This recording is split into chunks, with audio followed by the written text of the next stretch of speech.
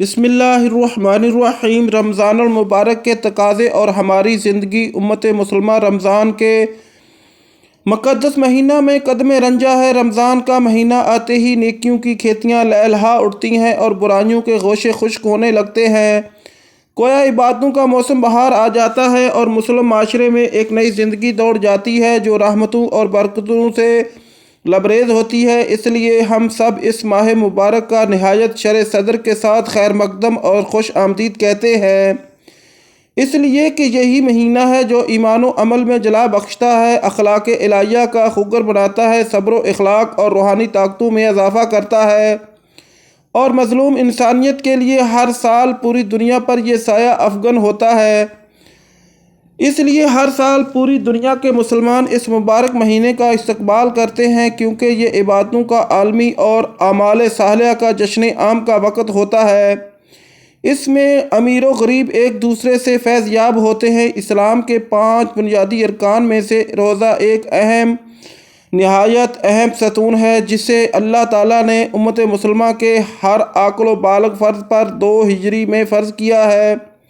اور اس کا فرضیت پر امت کا اجتماع ہے۔ جو اس کا منکر ہوگا وہ مرتد ہوگا۔ اس روزے کا وجود 5000 سال پہلے ملتا ہے، البتہ اس وقت کے روزوں کی کیفیت الگ ہوتی تھی۔ یہ روزہ جو امت محمدیہ پر فرض کیا گیا اور اس کے استقبال کے لیے صرف یہی بات کافی ہے کہ یہی ایک ایسی عبادت ہے جس کے لیے اللہ تعالیٰ نے فرمایا الصوم لی وانا اجزی بہ، روزہ میرے لیے ہے اور اس کا اجر و ثواب میں اپنے طور سے دوں گا۔ چنانچہ اللہ تعالیٰ نے دیگر اوقات و ایام پر روزے کو شرف و فضیلت بخش کر اس کے ہر لمحات کو اپنے مومن بندوں کے لیے نہایت قیمتی سرمایہ قرار دیا ہے۔ نیز جو جسم انسانی کے ڈھانچے سے لے کر پورے مسلم معاشرے میں اس کے ظاہری و اخلاق و عادات، نیز سلوک و عبادات میں جلاؤ و نکھار پیدا کرتا ہے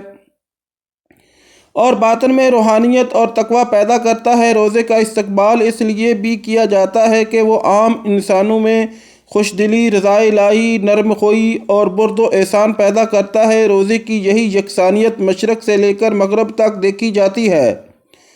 مگر کیا دوسرے مذاہب کے لوگوں کی طرح ہم حلوہ سازی و آتش بازی سے استقبال رمضان کریں اور ہزاروں لاکھوں روپیہ اس رسم بے جا پر پانی کی طرح صرف کر دیں، جس سے غلط رسم و رواج، بدعات و خرافات کا ایک لامتناہی سلسلہ شروع ہو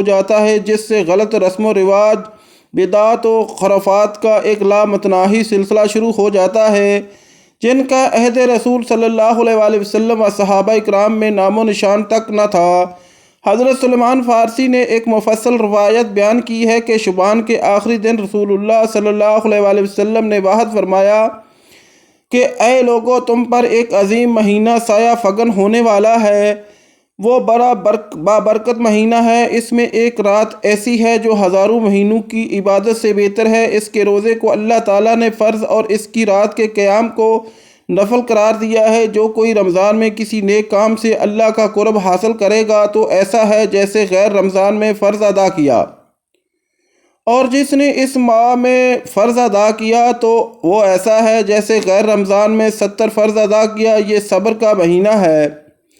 اس کا ثواب جنت ہے، اور یہ ہمدردی کا مہینہ ہے، اس میں مومن کی روزی بڑھا دی جاتی ہے۔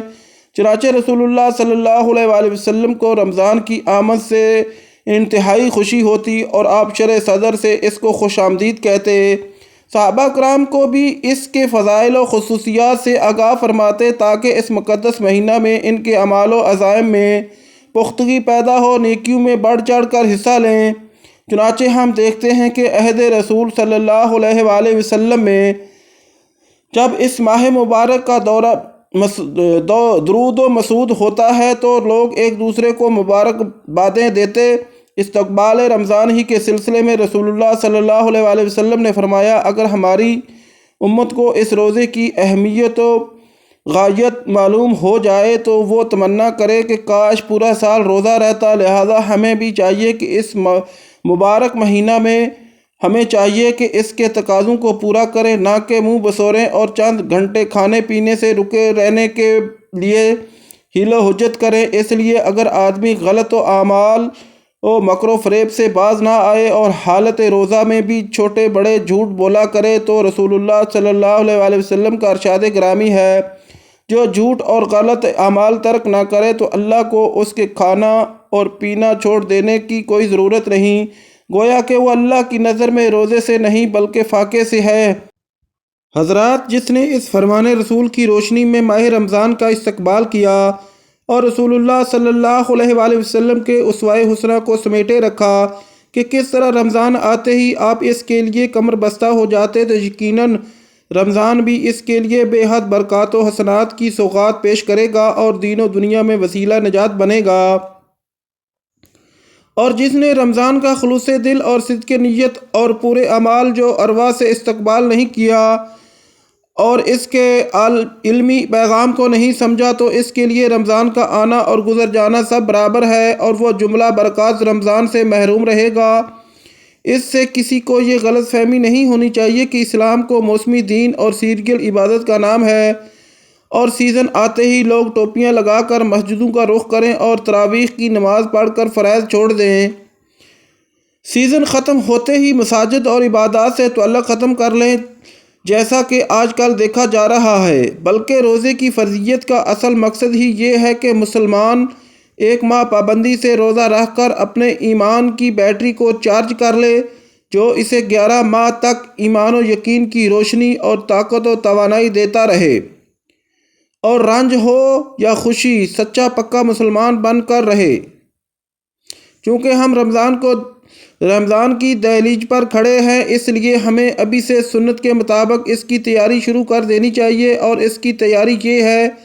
کہ عبادات میں کثرت ہو، ذکر و اذکار اور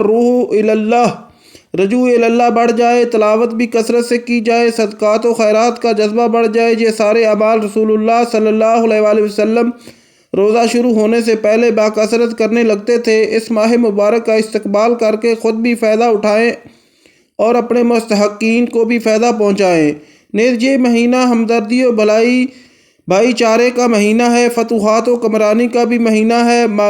مظلوم انسانیت کو کامیابی کی خلط اس ماہ میں ملی۔ اس مہینے میں گم کردہ انسانیت کو ابدی زندگی کی سرخروئی کے لیے قرآن مجید جیسا نسخہ کیمیا ملا۔ یہی قرآن و رمضان ہمیں اسلام کے ذریعہ کارناموں کو یاد دلاتا ہے اور یہی خیر و شر میں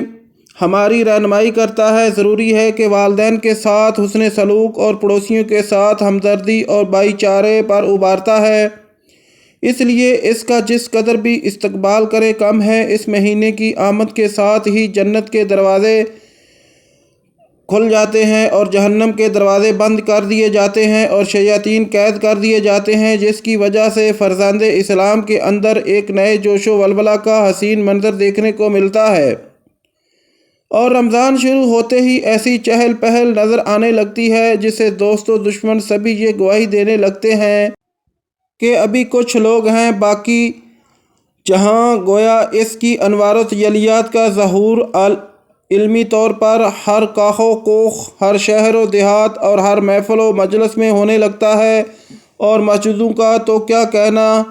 ہی کیا، جسے عرب و عجم سے لے کر افریقہ کے جنگلات اور نیپال کی ترائی اور ہمالیہ کی چوٹی تک، اور کینیا کماری سے لے کر کشمیر کی وادی اور بنگال کی کھاڑی تک کھلی آنکھوں سے دیکھا جا سکتا ہے۔ اس مبارک مہینے میں بہت سے گنہگار اور نافرمان بھی اسلامی احکام و شعار کی پابندی کرنے لگتے ہیں، لہٰذا بجا طور سے ہم یہ کہہ سکتے ہیں کہ رمضان المبارک کا مہینہ نیکیوں کے موسم میں بہار کا مہینہ ہے۔ یہ مہینہ گلستان عمل میں فضل و بہار کی حیثیت رکھتا ہے۔ ضروری ہے کہ اس کے جلال و جمال اور اضافی اعمال کے مشاہدہ ہر روزہ دار کر سکتا ہے۔ اس کا دن بھی مبارک اور راتیں بھی مقدس۔ اس کے انوار و برکات کی کیفیت یہ ہوتی ہے کہ روزہ دار کے مشعل جاں کو معطر کیے رکھتی ہے۔ روزہ دار کے منہ کی بو مشک و عنبر سے بھی زیادہ بہتر ہوتی ہے، لہذا خوش نصیب وہ ہیں جو اس فصل بہار سے فائدہ اٹھائیں اور اجر و ثواب سے اپنے جیب و دامن بھر لیں۔ لیکن دیکھا یہ جاتا ہے کہ اس ماہ میں بھی بہت سی غلطیاں اور کوتاہیاں سرزد ہوتی ہیں، نتیجہ تن ایک بڑی تعداد معمولی فائدے پر اکتفا کر کے رہ جاتی ہے۔ ہم سب کو رسول اکرم صلی اللہ علیہ وآلہ وسلم کے اس فرمان اور عمل پر سختی سے عمل کرنے کی ضرورت ہے۔ جب آپ استقبال رمضان میں کثرت سے روزے رکھتے تھے تاکہ رمضان کے لیے اپنے آپ کو تیار کر سکیں۔ یہ مہینہ پوری عالمی برادری کے لیے ہمدردی کا مہینہ ہے۔ لاکھوں انسان جو فقر و فاقہ کی زندگی گزارتے ہیں، ان کی مفلسی محتاجی کا احساس یہی روزے کا مہینہ دلاتا ہے، جس میں وہ صدقات و زکوٰۃ کے ذریعے ان کی مدد کرتے ہیں۔ تمام مسلمانوں کو پوری یکجہتی اور پختہ عزم و یقین کے ساتھ آنے والے رمضان کا زبردست خیر مقدم کرنا چاہیے اور اپنے اسلامی شعار کی ادائیگی میں کسی بھی لواتما لائم کی پرواہ کیے بغیر اپنے رب کی رضا اور آخرت کی کامیابی کی نیت کے ساتھ رمضان کے 30 روزوں کو پوری مستعدی سے رکھنا چاہیے۔ چھوٹے بچوں کی ذہن سازی میں زبردست تربیت کرنی چاہیے، کیونکہ افطار و سحری کے اوقات نہایت پرکیف اور فرحت بخش ہوتے ہیں۔ یہ بچوں کی ذہن سازی میں زبردست ذریعہ بن سکتے ہیں۔ خواتین رمضان میں بیشتر وقت کچن میں گزارتی ہیں، یہ رمضان کی بے قدری ہے۔ ان کو بھی چاہیے کہ وہ پہلے سے مستعد ہو کر اس کے فیوز و برکات سے مستفید ہوں، نہ کہ کام و ذہن کی اختیاری میں اپنا بیشتر وقت صرف کر دیں۔ جبکہ ان کا دینی علم بہت واجبی ہوتا ہے تو انہی کو مسجدوں میں جانے سے روکا جاتا ہے، جو کہ سب سے معتبر جگہ ہے، اور بازاروں سے نہیں روکا جاتا ہے، جبکہ وہ سب سے زیادہ پرفتن جگہ ہے۔ حدیث رسول صلی اللہ علیہ وآلہ وسلم ہے کہ اللہ کی ان بندیوں کو مساجد سے نہ روکو، لہذا ان کے لیے بھی مساجد میں مناسب انتظام ہونا چاہیے۔